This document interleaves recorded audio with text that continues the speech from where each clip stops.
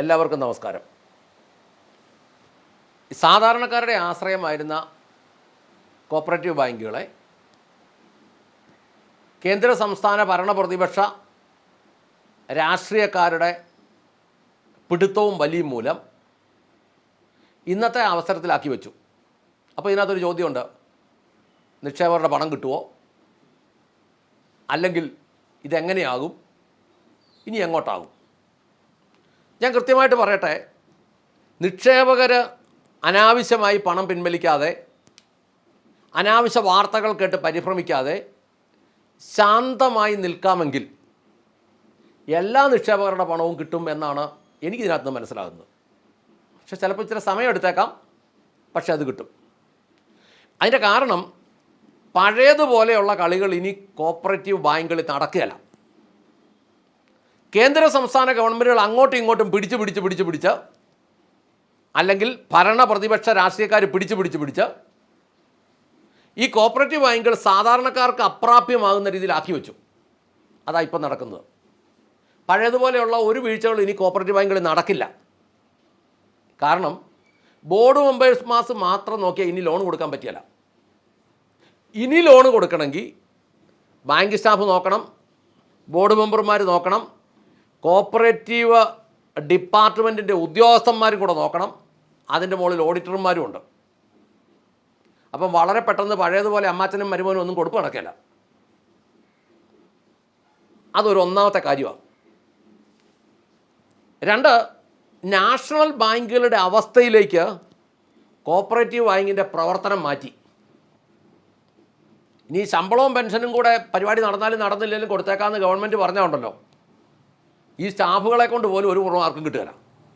ഈ സ്റ്റേറ്റ് ബാങ്കിലെയും മറ്റുള്ള ബാങ്കുകളിലെയും നാഷണൽ ബാങ്കിലെയൊക്കെ സ്റ്റാഫുകൾ ഇത്രയും തൻ്റെ ഇടം കാണിക്കുന്നത് അവനായിട്ടൊന്നും ആരും ഒന്നും ചെയ്യാനില്ലെന്നുള്ളൊരു ഭാവമാണ്. എന്നാൽ ഇവിടെ ഇവരുടെ പ്രവർത്തനങ്ങൾ ഇപ്പം നാഷണൽ ബാങ്കുകളുടെ തുല്യമായി. നാഷണൽ ബാങ്കുകളുടെ തുല്യമാകുമ്പോൾ ഒരുമാതിരിപ്പെട്ട കുറച്ച് മേഖലയിലെങ്കിലും ഇത് ജനകീയമല്ലാതായി മാറും.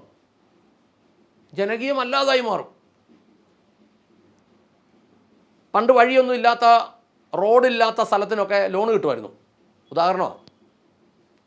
ഇനി ഇതൊന്നും കിട്ടാൻ പോകുന്നില്ല. കോപ്പറേറ്റീവ് ബാങ്ക് ഇനി ഇത് കൂട്ട് പരിപാടി ഒന്നും ചെയ്യാൻ പോകുന്നില്ല.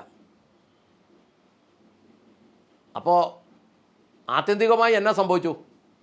സാധാരണക്കാരൻ്റെ ആശ്രയമായിരുന്ന, സാധാരണക്കാരന് പെട്ടെന്ന് എന്ന ഒരു കാര്യം നടക്കുമായിരുന്ന ഈ എല്ലാം നാഷണൽ ബാങ്കിൻ്റെ ലെവലിൽ കൊണ്ടുവച്ചു എന്ന് പറഞ്ഞാൽ എല്ലാം വലിയ വലിയ രീതിയിലേ നടക്കുള്ളൂ. ഇനിയിപ്പോൾ അങ്ങോട്ട് ചെല്ലുമ്പോൾ ചോദിക്കാൻ പോകുന്നത് ലോൺ വേണോ? അതെ. IT അടച്ചതിൻ്റെ പേപ്പറുണ്ടോ? കൃഷിക്കാരൻ എവിടെ IT അടച്ച പേപ്പർ ഇരിക്കുന്നത്? അല്ല, GST അടച്ച പേപ്പറുണ്ടോ? കൃഷിക്കാരൻ എവിടെയാണ് ഈ പേപ്പർ ഇരിക്കുന്നത്? അപ്പോൾ ഇതൊന്നും ഇല്ലാത്ത അവസ്ഥയിലോട്ട് ചെന്ന് കഴിയുമ്പോൾ നീ നിൻ്റെ പണിക്ക് പോകാൻ പറയും. എന്നിട്ട് ഇതെല്ലാം ഉള്ള വലിയ പുള്ളിയൊക്കെ കൊടുക്കും. അവന്മാർ ഇവിടുന്ന് കോടികളുമായിട്ട് ഇന്ത്യയിൽ നിന്ന് രക്ഷപ്പെട്ട് പോവുകയും ചെയ്യും. എത്ര അവന്മാർ പോയി? ഇപ്പം പിടിച്ചുകൊണ്ട് വരുമെന്ന് പറഞ്ഞതല്ലേ, വല്ല പ്രയോജനം കിട്ടിയോ? ഒരുത്തരം കിട്ടിയില്ല. നമ്മളിതിനകത്ത് മനസ്സിലാക്കേണ്ട ഒരു കാര്യം ഇത്രേ ഉള്ളൂ. ഇപ്പോൾ ഈ സാധാരണക്കാർക്ക് സമീപിക്കാമായിരുന്ന കോപ്പറേറ്റീവ് ബാങ്ക് നാഷണൽ ബാങ്ക് പോലെ കളിച്ചാക്കി വെച്ചെങ്കിൽ ഇത് വന്നു പെട്ടത് ആരുടെ മേത്താ? ആരുടെ പുറത്താ? ഇവിടുത്തെ പൊതുജനത്തിൻ്റെ പുറത്തല്ലേ വന്നത്? ഒന്ന് ആലോചിച്ച് നോക്കി. നമ്മുടെ പണം നമ്മൾ കൊണ്ട് ഡിപ്പോസിറ്റ് ചെയ്ത് നമ്മുടെ ആളുകൾക്ക് തന്നെ ലോൺ കൊടുത്ത് മാന്യമായിട്ട് പൊയ്ക്കൊണ്ടിരുന്നൊരു പ്രസ്ഥാനം കുറേ അളിഞ്ഞ രാഷ്ട്രീയക്കാർ കളിച്ച് അവസാനം ഇപ്പം നമുക്ക് സ്റ്റേറ്റ് ബാങ്കിൽ ചെല്ലുന്ന അവസ്ഥയിലാക്കി വെച്ച് ഈ കാര്യങ്ങൾ. ഇനി കോപ്പറേറ്റീവ് ബാങ്കിലോട്ട് ചെന്നോ വഴിയില്ലാത്തതോ സൗകര്യമില്ലാത്തതോ സാഹചര്യമില്ലാത്ത ഒരു ലോൺ അവർ തരികയില്ല. കൊടുക്കരുതെന്നൊക്കെ പറഞ്ഞാലും ആ മനുഷ്യനും ഇവിടെ ഉള്ളതല്ല, അവർക്ക് ജീവിക്കണ്ടേ, അവർക്കൊരാവശ്യം വന്ന് ആരെങ്കിലും ചെയ്യണ്ടേ? ഈ ലോൺ എടുത്താൽ ഞാൻ മനസ്സിലാക്കുന്നത് അടക്കിയല്ലാത്തത് സാധാരണക്കാരല്ല, ഇടത്തരക്കാരല്ല. എടുത്താൽ അടക്കിയല്ലാത്തത് പൊതുവെ വലിയ പ്രസ്ഥാനക്കാരാണ്. അവർക്കറിയാം ഇത് അടയ്ക്കാതിരിക്കാനുള്ള വഴിയെന്ത്, ഒഴിഞ്ഞു നിൽക്കാനുള്ള വഴിയെന്ത്, അതിനുള്ള നിയമപരമായ വഴിയെന്ത്. ഒരു രക്ഷയില്ല, നാട് വിട്ടു പോകാനും അവർക്കറിയാം. അത് പോകുന്നതിനിപ്പോൾ ഇതെല്ലാം ഇവിടുന്ന് കൊണ്ടുപോവുകയും ചെയ്യും. പോയാൽ എങ്ങനെ പിടിക്കും? പക്ഷെ ഒന്ന് ആലോചിച്ച് നോക്കിയാൽ കേരളത്തിലെയോ തമിഴ്നാട്ടിലെയോ ഇന്ത്യയിലെയോ ഒരു കൃഷിക്കാരൻ ലോൺ എടുത്തിട്ട് ആത്മഹത്യ ചെയ്തിട്ടുണ്ടായിരിക്കും, പക്ഷേ നാട് വിട്ടു പോയിട്ടില്ല. അവനിവിടെ കാണും.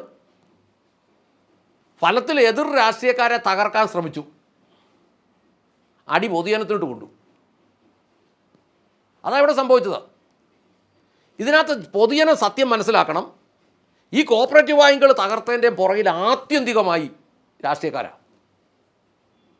പത്രം വായിക്കുന്നവർക്കറിയാം ഏത് കൊടിക്കാരനിട്ട് അടിച്ചതാണ് ഇതിൻ്റെ ബാക്കി. അതുകൊണ്ട് പുതിയ വ്യവസ്ഥയിൽ, പുതിയ നിയമ സംവിധാനത്തിൽ ഇവർ തമ്മിലുള്ള അടി, ഇവർ തമ്മിൽ അടിച്ചു, ഇടയ്ക്ക് നിന്ന പൊതുജനത്തിന് അടി കിട്ടി. അതിനി മുന്നോട്ട് പൊതുജനം മനസ്സിലാക്കാൻ പോകുന്നേ ഉള്ളൂ. അതുകൊണ്ട് അത് മനസ്സിലാക്കി വരുമ്പോഴത്തേനും നമ്മൾ കുഴയും എന്നുള്ളൊരു യാഥാർത്ഥ്യം. അതോടൊപ്പം തന്നെ പറയട്ടെ, നമ്മുടെ നിക്ഷേപമുള്ളവർ അത്യാവശ്യങ്ങളൊന്നുമില്ലെങ്കിൽ അല്പസമയം കൊടുത്താൽ ബാങ്ക് പതുക്കെ ഇതിനകത്തുനിന്ന് കയറി വരും. എല്ലാ ബാങ്കുകളും ഒന്നും പൊട്ടിയിട്ടില്ല. ഒരു 10% താഴെയുള്ള ബാങ്കുകളെ പൊട്ടിയിട്ടുള്ളൂ. അതുകൊണ്ട് ബാക്കി കോപ്പറേറ്റീവ് ബാങ്കുകൾ ഒന്നും പൊട്ടിയിട്ടില്ല. പ്രവർത്തിക്കാനുള്ള അവസരവും സമയവും സാഹചര്യവും കൊടുത്തില്ലെങ്കിൽ എല്ലാവരും കൂടെ ഒരുമിച്ച് ചെന്ന് നിക്ഷേപങ്ങൾ ചോദിച്ചാൽ ബാങ്ക് നിലനിൽക്കണമെങ്കിൽ എല്ലാവരും കൂടെ ഒരുമിച്ച് ആ ലോൺ എടുത്തതും തിരിച്ചു കൊണ്ട് കൊടുക്കേണ്ടി വരും. നിക്ഷേപകരെല്ലാം കൂടെ വന്ന് ചോദിക്കുമ്പോൾ ഒരു സൈഡ് നിങ്ങളിവിടെ നിന്നില്ല, ലോൺ എടുത്തവരെല്ലാം പൈസയും കൊണ്ട് വരാമെങ്കിൽ ബാങ്കുകാർ എന്ത് ചെയ്യും? ഈ ലോൺ എടുത്തവൻ്റെ നീ പൈസ മേടിച്ച് നിക്ഷേപകന് പൈസ കൊടുത്തിട്ട് ബാലൻസ് ഉള്ള ആ 3% പലിശ പൈസ മാത്രം അവരെടുത്തിട്ട് വേണേൽ ബാങ്ക് പിരിച്ചു വിടാം. അങ്ങനെ ലോൺ എടുത്തവൻ മുഴുവൻ പൈസയും കൊണ്ടുവരികയല്ലെങ്കിൽ നിക്ഷേപിക്കുന്നവൻ മുഴുവൻ പൈസ ഒരുമിച്ച് ചോദിച്ചാൽ ഇതെങ്ങനെ നിലനിർത്തും എന്ന യാഥാർത്ഥ്യം ചിന്തനീയമായിട്ട് നിങ്ങളുടെ മുമ്പിലേക്ക് വെച്ചുകൊണ്ട് ഇനി മുന്നിലോട്ട് കോപ്പറേറ്റീവ് ബാങ്കുകൾക്ക് ഇതുകൂട്ട് അബദ്ധങ്ങളൊന്നും പറ്റുകയില്ലെന്നും സാധുക്കൾക്ക് സമീപിക്കാവുന്ന രീതിയിലുള്ള വ്യവസ്ഥകളെല്ലാം മാറ്റി വലിയ അവസ്ഥയിലോട്ട് ഇതാക്കിക്കൊണ്ടിരിക്കുക എന്നും ഉള്ള യാഥാർത്ഥ്യം തിരിച്ചറിയണമേ എന്നും ഓർമ്മിപ്പിച്ചുകൊണ്ട് നിർത്തട്ടെ. നന്ദി, നമസ്കാരം.